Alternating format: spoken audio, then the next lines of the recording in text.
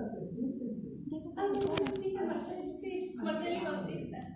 Las malformaciones craneales son anomalías en el desarrollo de la forma del cráneo.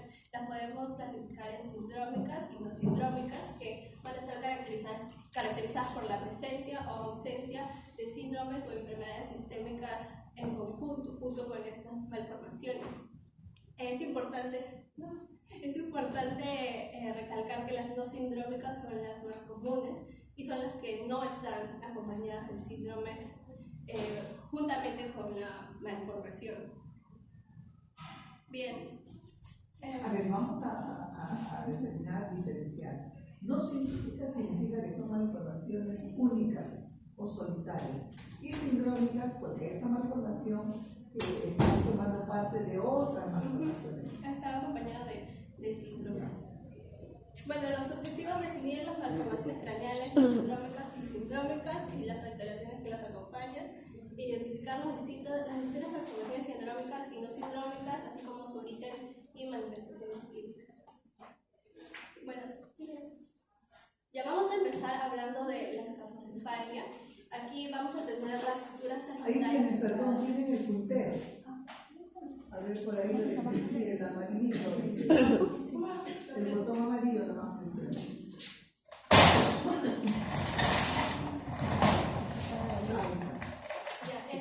En la escafocefalia tenemos la sutura sagital afectada, que es la que va del largo del cráneo, de la bóveda.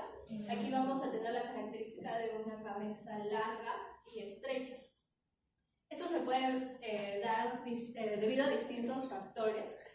Y vamos a tener que la apariencia del rostro del bebé va a estar alterada. Vamos a tener los rasgos faciales prominentes, como podemos observar aquí. También se puede dar que el bebé va a presentar anomalías en el control del cuello y también va a presentar una frente ancha, va a tener problemas con sus habilidades motoras gruesas. A ver, un repito. La frente ancha tiene un paciente con escafocefalia. No, es los rasgos faciales son predominantes, no la frente. Son prominentes. Ya, una cosa es prominente, o sea que sea así, ¿no? Y otra cosa es ancha, en sentido transversal. No puede ser ancha porque recuerden que la sutura genera un crecimiento en dirección perpendicular a él, ¿no? Si la sutura es así, prominente la palabra. Ahora, Bien, el siguiente es la trigonocefalia, que aquí vamos a tener la sutura metópica afectada. Esta va a estar caracterizada porque aquí vamos a tener un vértice que va a estar en la frente y la base se va a ir hacia la parte posterior. Existen tres posibles teorías para el origen de esta malformación. La primera es el origen farmacéutico, que se encontró que las gestantes que padecían de epilepsia y consumían el anticonvulsivo valproato de magnesio, los bebés podían desarrollar trigonocefalia. La segunda teoría es una anomalía en los lóbulos frontales del cerebro del bebé, ya que al estar en menor tamaño, pues no iba a requerir que la bóveda en esa parte tenga un tamaño normal, entonces iba a tener esta posición por la anomalía en el desarrollo de los lóbulos frontales. Y la siguiente teoría de cómo se puede dar la trigonocefalia es al momento del parto en el área pélvica, al hacer presión en esta zona de la bóveda del cráneo del bebé. La siguiente malformación que tenemos es la braquicefalia. Aquí tenemos la sutura coronal afectada y esto muchas veces se da al descuido o al desconocimiento de los padres y tener a sus bebés recostados en posición boca arriba por mucho tiempo. Como podemos observar aquí en la vista de perfil, notamos la parte posterior de la cabeza totalmente aplanada. Aquí vamos a tener la frente ancha, vamos a tener orejas sobresalientes y también lo que se conoce como hipotelorismo. Hipotelorismo es en el anterior, en la trigonocefalia. Aquí vamos a tener lo que es frente ancha, vamos a tener la parte posterior aplanada y orejas sobresalientes. Luego tenemos la plagiocefalia, que también se puede dar por factores ambientales, como tener al bebé recostado de lado mucho tiempo. Como podemos observar, aquí tenemos una malformación asimétrica, este sería en el grado severo. Y también un factor de riesgo es tener a los bebés en incubadoras.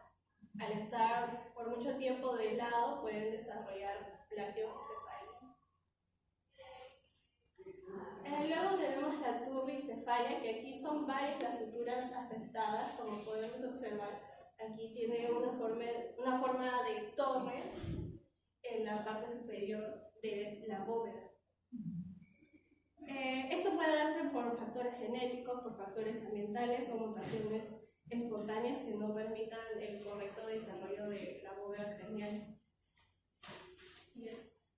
Y bueno, los tratamientos para estas malformaciones craneales no sindrómicas, en un grado leve, tenemos los ejercicios posturales. Esto también puede servir como medida de prevención al tener a los bebés, al estarlos cambiando constantemente de posición, sobre todo para dormir, que en un momento estén boca arriba, pueden estar boca de lado, boca abajo, pero no siempre estarlos cambiarlos constantemente de posición. Luego tenemos el casco ortopédico. Esto puede servir para los grados moderados. Es por eso que un diagnóstico oportuno y a tiempo es muy importante para no llegar a la última instancia, que sería la intervención quirúrgica, ¿no? Que esto ya es en grados más graves, más severos de estas malformaciones craneales no sindrómicas.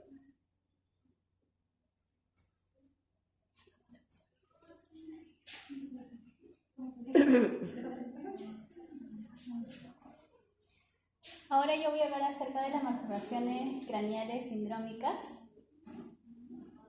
Como primer lugar vamos a hablar acerca del síndrome de Pfeiffer.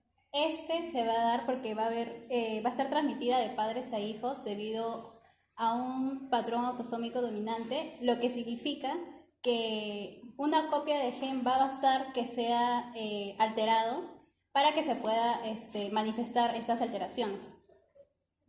En este caso vamos a ver que el gen que se va a mutar, el gen va a ser el gen receptor del receptor del factor de crecimiento fibroblástico 1, que se va a ubicar en el cromosoma 8, y el factor de crecimiento fibroblástico 2, que se va a ubicar en el cromosoma 10. Por lo general estos tienen una interacción con el receptor de fibroblastos de crecimiento, mediante los cuales van a interactuar y van a mandar una señalización a la célula, lo cual va a hacer que se genere un desarrollo de crecimiento normal en el organismo, el cual va a incluir en el cerebro y en los huesos de los pies, también de los huesos craneofaciales. Lo que va a suceder en este síndrome es que se va a caracterizar por una asociación a craneocistosis, que va a ser la fusión precoz de los huesos del cráneo, lo cual va a impedir que crezca normalmente, y también va a afectar los huesos del cráneo, al igual que el de la cara. En esto se va a dividir en tres tipos, el tipo 1, el 2 y el 3. El de tipo 1 vamos a ver que va a haber alteraciones leves, ¿no? Y va a estar relacionado a la mutación del gen FGFR1, el cual se va a caracterizar por una braquicefalia. Como podemos observar, vamos a ver aquí que también se va a dar una hipoplasia mediofacial, una sindactilia, el cual quiere decir que los dedos van a estar, los huesos van a estar fusionados. Vamos a también a notar los pulgares anchos. Va a haber una proptosis ocular, como podemos ver, o sea que el ojo va a salir fuera de su órbita. Y esto tiene un buen pronóstico, porque va a haber un desarrollo neurológico normal. Luego tenemos el tipo 2, el que va a estar asociado a la mutación del gen de FGFR2. Aquí vamos a ver ya alteraciones un poco más,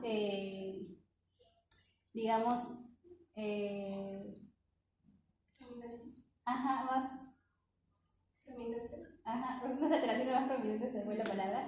Y este va a estar caracterizada por un cráneo en forma de trébol. Como podemos ver, aquí vamos a notar que está prácticamente abultado esa parte porque el cerebro, digamos, va a estar en ese lado de acá. De igual manera vamos a notar una sidactilia, que vendría a ser la fusión de los dedos, una anquilosis, que es cuando los huesos se unen dentro de la articulación, y esto va a impedir que haya un movimiento de rotación. También vamos a ver una hipoplasia malar, como podemos ver aquí, y este va a estar asociado a un retraso en el desarrollo y complicaciones neurológicas. El del tipo 3 igualmente está asociado a la mutación del gen de FGFR2, ¿no? Pero aquí se va a caracterizar porque en el cráneo vamos a ver que tiene una forma esférica.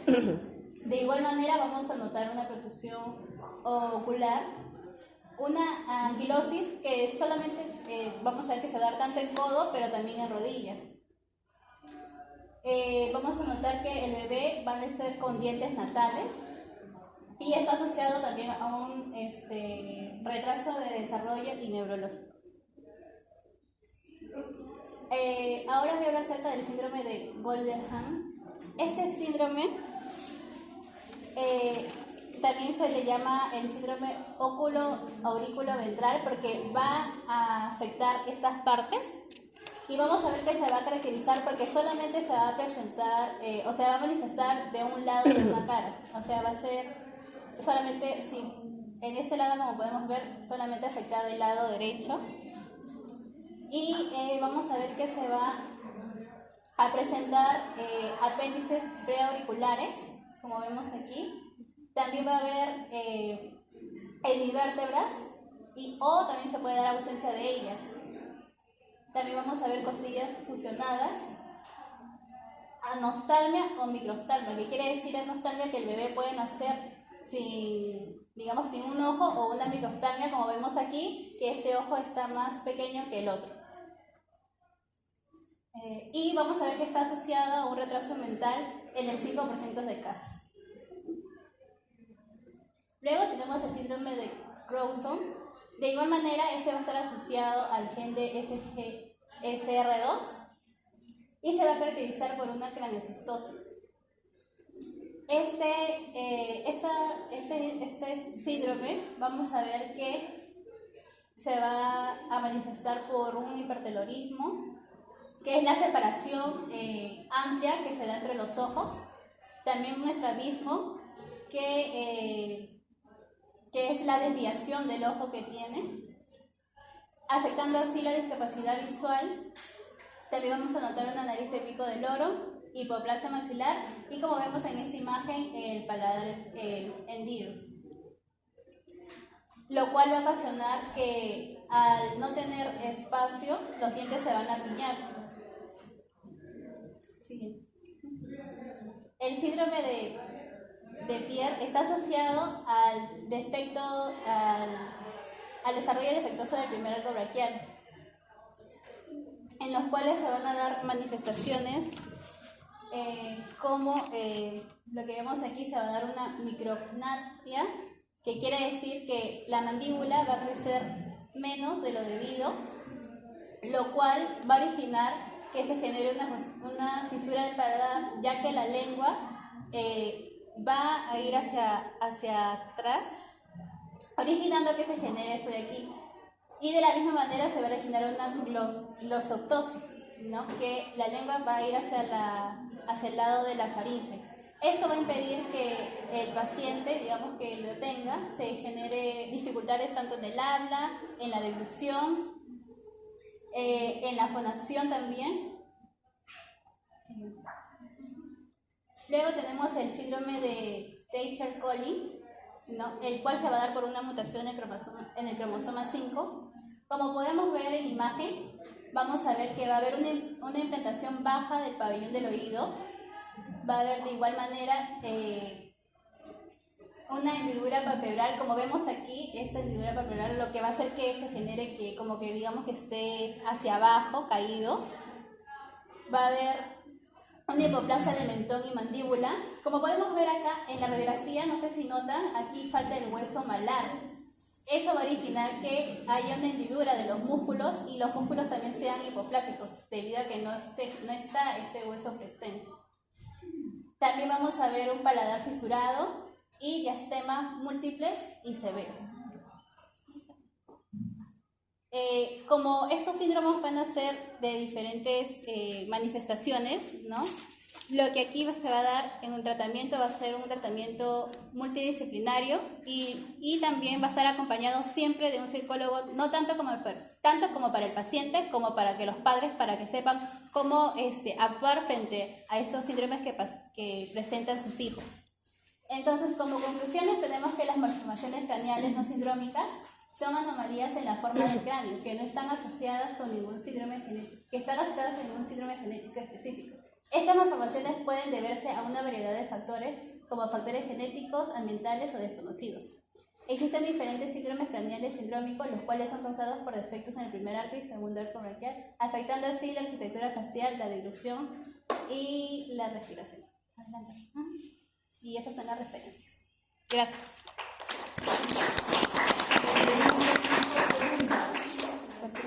¿Hay alguna pregunta? Han empleado algunos términos que sería necesario recalcar para tener claro. Han hablado sobre hipo e hipertelorismo. ¿Qué significa eso? El hipotelorismo hace referencia al hipo y el hiper sería la diferencia. Claro, el espacio interorbital está disminuido o aumentado, ¿cierto? De todos los síndromes que ustedes han enviado, ¿cuáles son los que pertenecen a los primeros actos mentales? El de Pierre.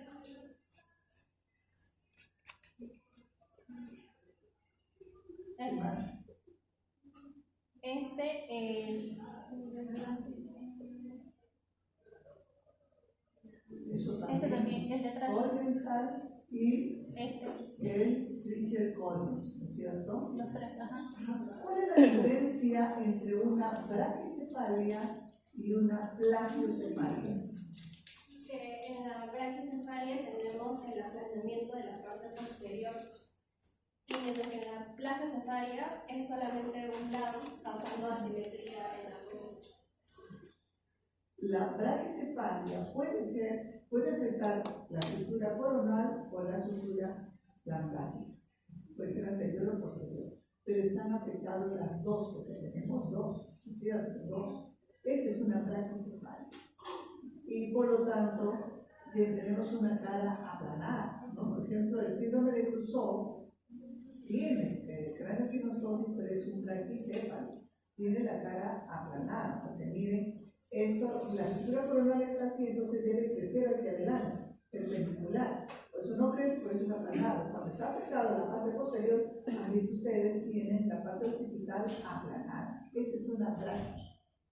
La plagio es cuando solamente puede haber anterior y posterior, cuando solamente se afecta una sutura, la mitad de la sutura. Por lo tanto, la zona afectada es la que está aplanada y la zona no afectada es la que ha crecido hacia adelante. Pongan su diapositiva. Igualmente la posterior. Ahí está, miren. Por ejemplo, en el extremo derecho, ¿cuál sería el diagnóstico ahí? Plagiocefalia posterior, ¿no es cierto? ¿Cuál es la zona afectada? ¿Cuál sería la zona afectada? El lado derecho, pues hijos, el lado derecho, por eso está aplanado, con el aire en el lado derecho. No, derecho, no, atrás sí está. El otro lado, es cierto. O perdón, en el lado izquierdo que está el lado izquierdo que está aplanado, ¿no? Ahí. Entonces, plagio cuando solamente está afectado la mitad de la sutura, vamos a decir así. Puede ser anterior o posterior. Y braqui cuando está afectado a toda la sutura, ¿no? Miren ahí en el 2. ¿Cuál sería el problema afectado? ¿Dónde está el regla.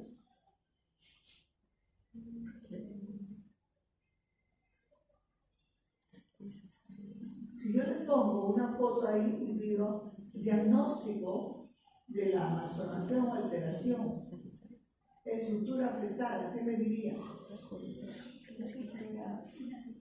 Estructura lambdática, entonces el diagnóstico es una braquicefalia posterior, porque está, ojo, a eso es lo que tienen ustedes que observar y describir, pero para eso tenemos que tener los conceptos teóricos aquí en nuestra cabeza, ¿no? Muy bien. Bien, el siguiente grupo, otro aplauso, pues, hijo.